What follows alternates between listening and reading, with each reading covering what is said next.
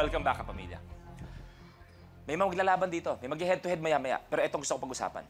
Ang ating bisita na si Long Mejia magpapakita ng kanyang kakaibang talento kung saan, kapamilya, sa set natin mismo, kakausap siya ng spirito. Long. Luis, ang gusto ko sana ay makipag-cooperate ka sa lahat ng mangyayari. Alam ko mahina ang dibdib mo pero lakasan mo. Kakausapin natin ng isang taong malapit sa iyong pusong matagal nang namayapa. Maaari ko bang malaman kung sino yan? Ang may isip ko po, maestro, ay si Mang Carding. Nakasama ko siya habang lumalaki ako, maestro. Tama naman, Carding. Ilagay mo lamang, kapatid, ang iyong hintuturo at sumubay sa bawat babanggitin. Ako ay naniniwala sa kakayahan ni Sensilong. Ni Sensilong. Susunod na. Hawakan mo ng pagganito, Luis. Itapat sa tenga, Luis. Dumayal muna, Luis. Itapat mo na ngayon. Busy? Oo, busy eh. Andali ka. Isa pa. Excuse me, lobat pa eh. Paki-charge nga. Charge ko muna, balikan kita dyan.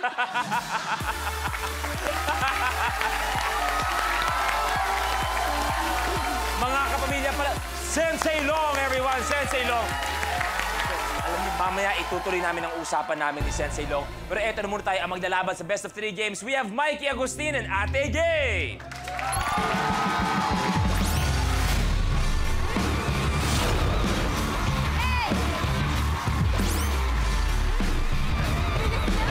Dalagang-dalaga naman ang takbo mo. Okay, welcome back. Mikey, ano pakiramdam umabot dito sa top 2? Nakakatawa.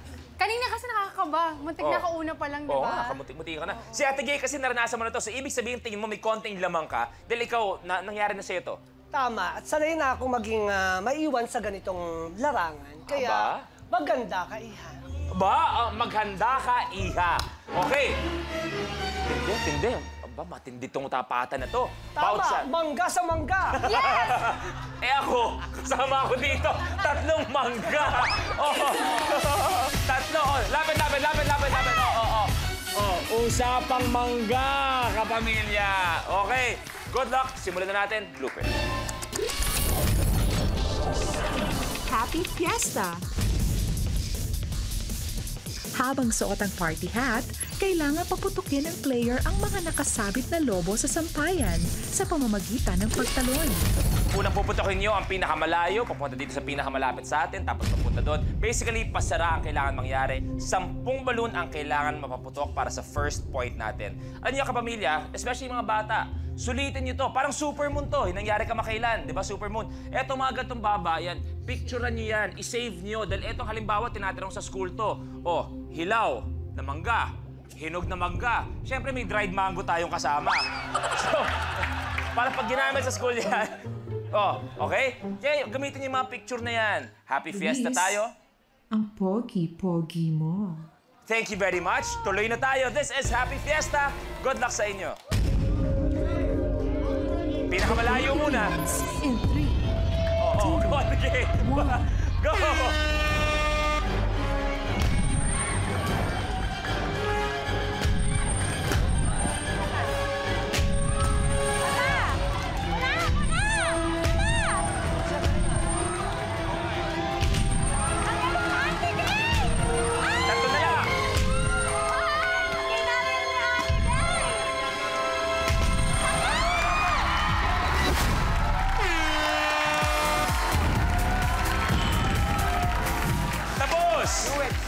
Ate Gay, now Tige. Kasabi ko, halos lahat, wala isang talon, may putok agad. Bakit ang galing mo? Gipit na gipit kasi ako. Kaya naman ang score natin ngayon, 1-0 lamang si Ate Gay. Ang galing nito. Dahil Ate Gay, pag nanalo ka ulit, last man standing ka. Pero pag nakuha ni Mikey ito, you will play one more game para malaman kung sino magiging last man standing. Galingan mo, Mikey. Kaya naman, good luck. Good luck, tuloy na tayo. Blueprint tayo. drop, sink, and clink. Iuhulog ng contestant ang piso sa tubig at dapat shoot ito sa shot glass na nasa loob ng fishbowl. dapat malagyan ng barya ang 3 shot glass, bawal mag-skip. Drop, sink, and clink, good luck. Dapat nakadikit sa bar ang kamay. The game begins in 3, 2, 1. Go! Si Mikey, pasok kagad isa. Si Ate Gay, pasok din kagad isa. Ate Gay, isa na lang. Ate Gay, last one. Si Mikey, last 2. Loy, last one.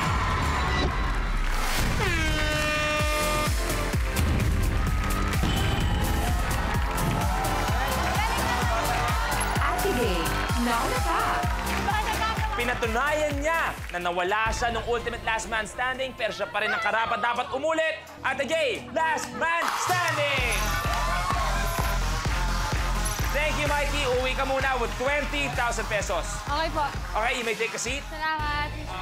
Ang galing-galing ni Ate Gay. Salamat. Eh, iba talaga pag may mga nanonood na maniningil.